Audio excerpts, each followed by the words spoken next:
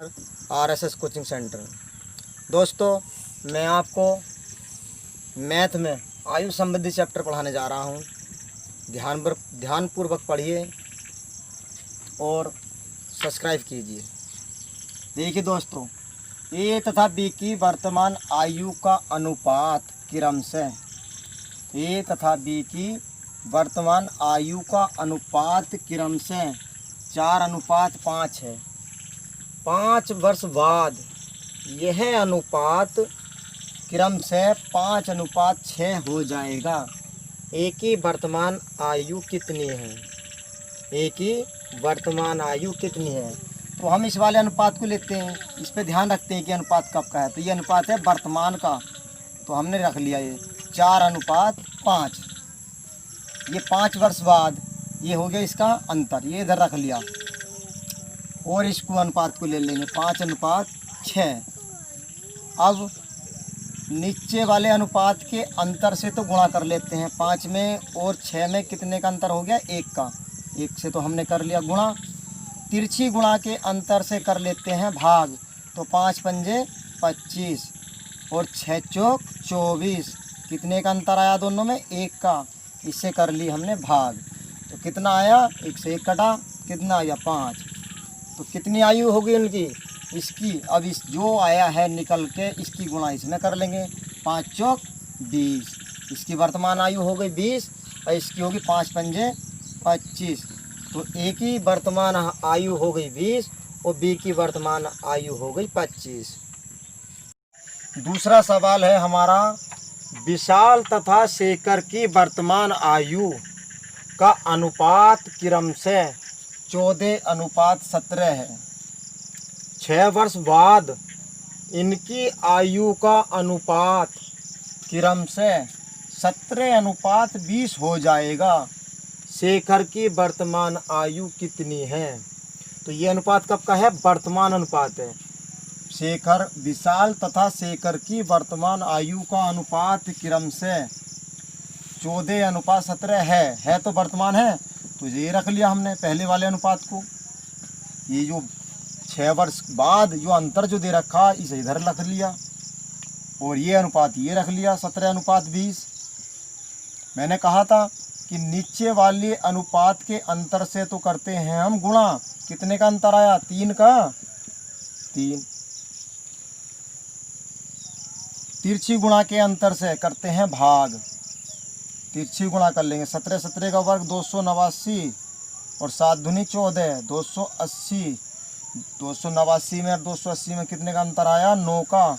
इससे कर लिया हमने भाग। 3 तिया 9, 3 दूनी 6, 2 आ गया। तो ये कितने का हो गया? 14 दूनी 28 और ये हो गया 17 दूनी 34। विशाल की वर्तमान आयु आ गई 28 और शेखर की वर्तमान आयु आ गई 34। तो दोस्तों, हमारा अगला सवाल है, मेरी वर्तमान आयु मेरे पुत्र की आयु से 3 गुना है। मेरी वर्तमान आयु मेरे पुत्र की आयु से 3 गुना है। तो मेरी आयु हो गई 3 और पुत्र की आयु हो गई 1। 3:1 में हो गई। ये पुत्र की आयु हो गई और ये मेरी होगी वर्तमान आयु का अनुपात। 5 वर्ष बाद मेरी आयु मेरे पुत्र की आयु से 2 गुना होगी। मेरी वर्तमान आयु कितनी है? तो यहाँ अंतर कितने का आया? 5 वर्ष का। और आयु कितनी हो रही है? 2 गुना, यानी 2 दूनी 4 और 1 5, 5/2, 5/2। तो 5 जो अनुपात बनेगा वो इसका बनेगा। जो पहले से बड़ा है वो बाद में भी बड़ा रहेगा। तो इसका हो गया 5 और इसका हो गया 2। तो आप वही करेंगे क्या कि नीचे वाले अनुपात के अंतर से तो गुणा करेंगे। 5 में से 3 2 गया 3 और तिरछी गुणा के अंतर से भाग करेंगे। 5 ही करना 5 और 3 दूनी 6। कितने का अंतर आया? 1 का। 5 ही करना 5 और 3 दूनी 6, 1 का।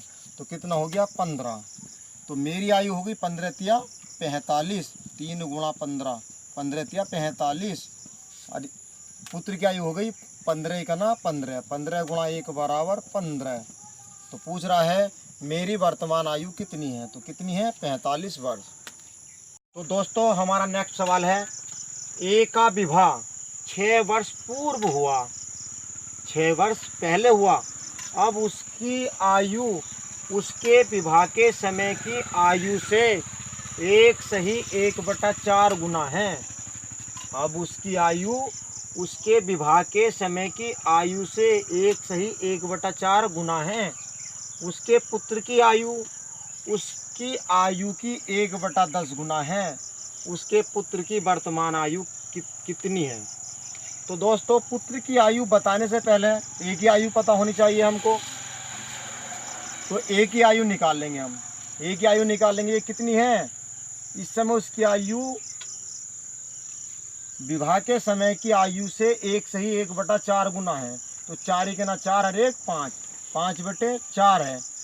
तो वर्तमान आयु अधिक होती है और विवाह के समय आयु कम है, क्योंकि विवाह के समय से तो वर्तमान में जो भी बढ़ा 2-4 दिन या साल जो भी बढ़ ही आया तो ज़्यादा होगी। तो ये तो हो गई वर्तमान आयु, वर्तमान आयु। ये हो गई विवाह के समय आयु, विवाह के समय आयु।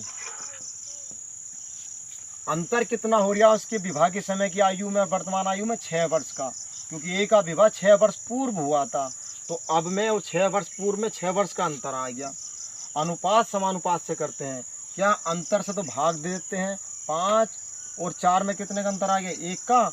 और वर्तमान आयु निकालनी है, वर्तमान आयु कितनी हो गई, यहाँ कितने दे रखा अनुपात 5, तो 5 से गुणा कर लेंगे तो कितनी आयु होगी उसकी, 5 छंग 30।